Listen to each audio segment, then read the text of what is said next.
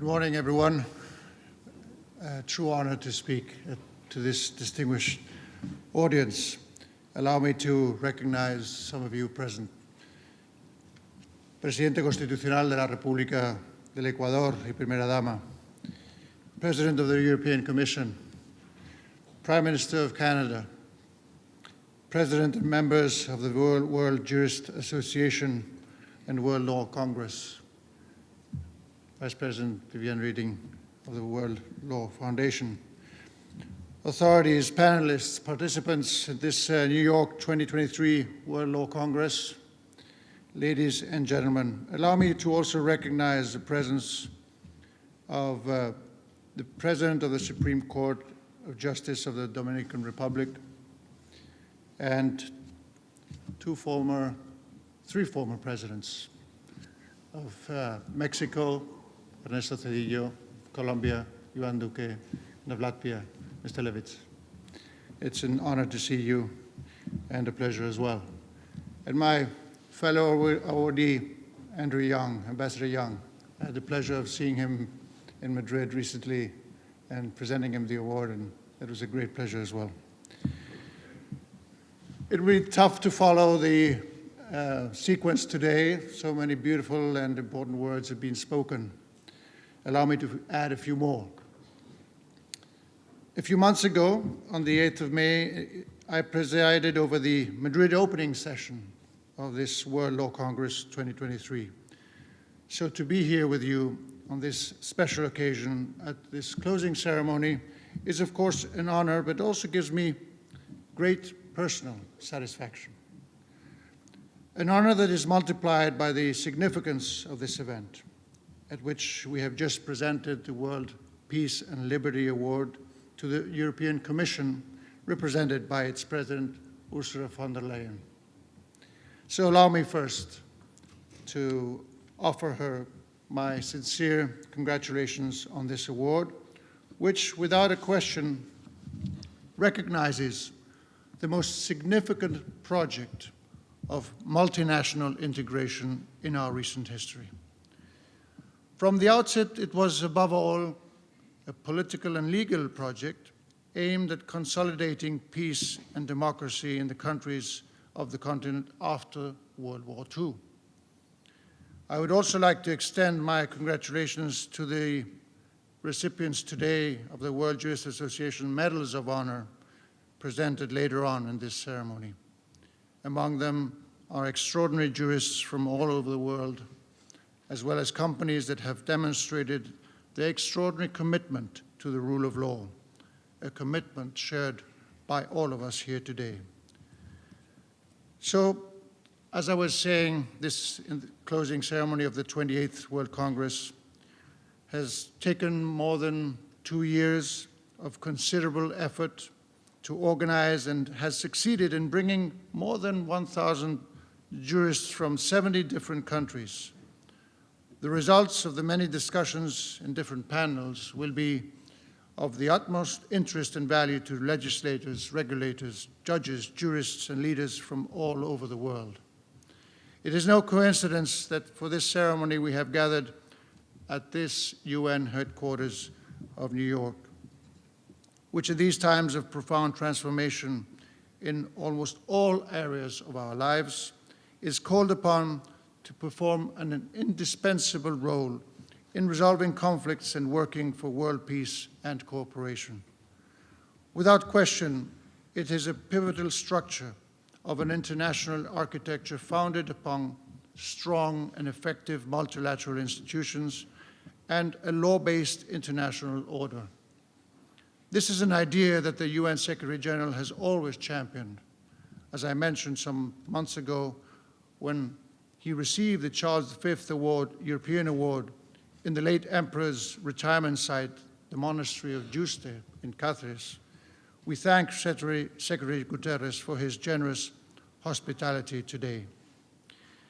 Ladies and gentlemen, it is truly a pleasure to be here again at the UN headquarters, a place where, as I mentioned in the Junga of 2016, we must ensure the future of our planet. On this occasion, as I address the World Law Congress, I would like to pay tribute to two jurists from the US who, together with Sir Winston Churchill, set out to mobilize the international legal community in order to promote the rule of law over the rule of might. To this purpose, they founded the World Jurist Association. The legacy of these two men, Charles Ryan and Earl Warren, must be preserved and handed down to future generations. The Bar Association of the District of Columbia elected Charles Ryan as its president in 1955 after he ran on a single pledge to integrate the Bar Association. At this same moment in his life, he struck a friendship with Earl Warren, recently named President of the US Supreme Court. They discussed the need to undertake a global campaign to promote the rule of law as the only alternative to authoritarianism. This has remained the purpose and mission of the World Jurist Association to this day. That friendship between those two men led to the Peace Through Law program, which has since been renamed the World Jurist Association, the oldest, indeed the only international association bringing together all branches of the law, judges, lawyers, professors, and other members of the legal profession at a global level, becoming a kind of international voice of the law. The first World Law Congress, as you mentioned before, was held in Athens in 1963, actually when Greece was still under the reign of my grandfather, King Paul I. And it was around this time, too, that this award was established to acknowledge and express gratitude to those international figures who, through their outstanding efforts, have come to symbolize the promotion and defense of the rule of law. Ladies and gentlemen, today we're here to pay tribute to the European Commission. Madam President, thank you for doing us the honor of being here to personally accept this prize on behalf of the institution you lead. The European Commission and its immediate predecessor, the High Authority of the European Coal and Steel Community, is still probably one of the most unique elements of the European Union's institutional architecture, and probably also one of the reasons that explains its remarkable success since the Treaty of Paris of 1951. It acts as an institution that represents the European Union's general interests, making sure that all member states and all parts of the European Union benefit from our union. And it plays a key role, of course, in the European Union's political process through its right of initiative in the legislative process. It also acts as a guardian of the treaties, making sure that all member states and economic actors respect the European law, including its fundamental democratic values, as well as the rules that make up our single market. Today, these duties have become more important than ever before. Ladies and gentlemen, it has been roughly 1 year and a half since the Russian aggression against Ukraine started. Since then, we have witnessed the return of war to the continent with a massive loss of human lives, millions of refugees pouring out into safety, and a level of destruction that brings us to memory what most of us only knew from history books, documentaries, or movies. We have seen how the pillars on which we have built our European model for decades have been seriously challenged. Today, we witness a clash between two visions of the world. To make it simple, one of force and repression, of intolerance and exclusion, the other, the European model, based on the values held in Article 2 of the European Union Treaty, such as democracy, human dignity, freedom, equality, the rule of law, and the respect for human rights. Values that are the foundation of the European construction that are part of the identity of the Union as a political community, and that on such an occasion as today's remind us of Jean Monnet and Robert Schuman, the founding fathers of an ambitious and hopeful project, the current European Union, whose construction began 3/4 of a century ago. And now more than ever, we still need to fight for the European Union as we know it. We need people to lead us and continuously revitalize our trust and our hope in it. Now more than ever, we need the European Union to be a force of good in the world, defending liberty, sovereignty, and territorial integrity of states, also defending a rules-based order in line with the UN Charter. Madam President, you are at the helm of an institution, the European Commission, that has been key to ensure Europe's peace and prosperity for almost 70 years. Like your predecessors, you have faced the different crises and challenges by advocating European solutions.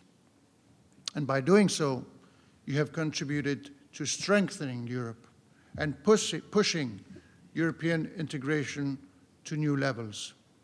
In these polarized times in which we all live, the Union needs a strong Commission, one that acts as a dependable guardian of the treaties and that keeps up the legislative and political momentum of the reform agenda.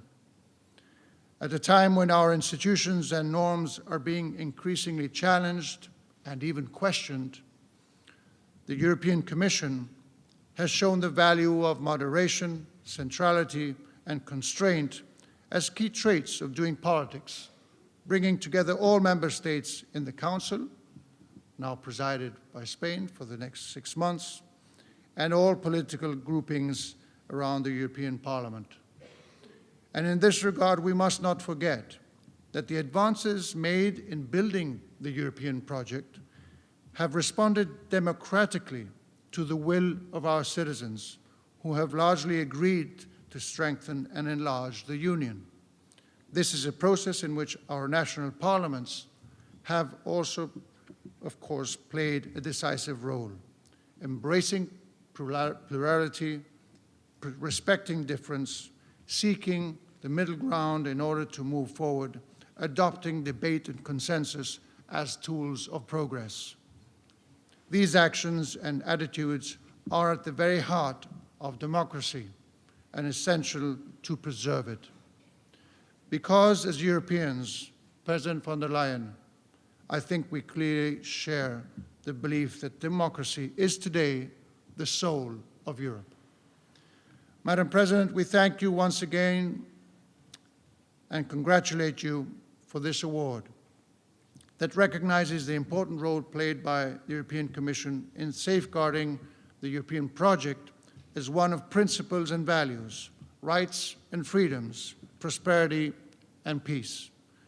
You know you can always count on Spain in working towards this objective, because these times demand greater unity, and that is how we have responded and will continue to do so within the European framework. We will have to keep maintaining unity both within Europe and together with our key partners, allies and friends, supporting Ukraine and in upholding the international order. In this task, it is important to count on our allies, on the European friends, and of course, countries like this one that hosts us, the United States, and all those like-minded partners, countries and regions, many of them represented here, with whom we share values and principles. And to conclude, and with Spain, as I mentioned, currently holding the presidency of the European Council of the European Union, I would like to recall the words of one of our most eminent thinkers, José Ortega y Gasset, who, reflecting upon Spain's difficulties almost a century ago, he asserted that Europe, far from being a problem, was actually the solution. These words remain true today, not only for Spain, but for all our member states and future member states. So let us continue to believe in the power of the great hope that Europe represents, in a project worthy of our trust and our efforts for the good of all, but for the good of our countries and our societies. Congratulations again, Madam President, and many thanks to you all.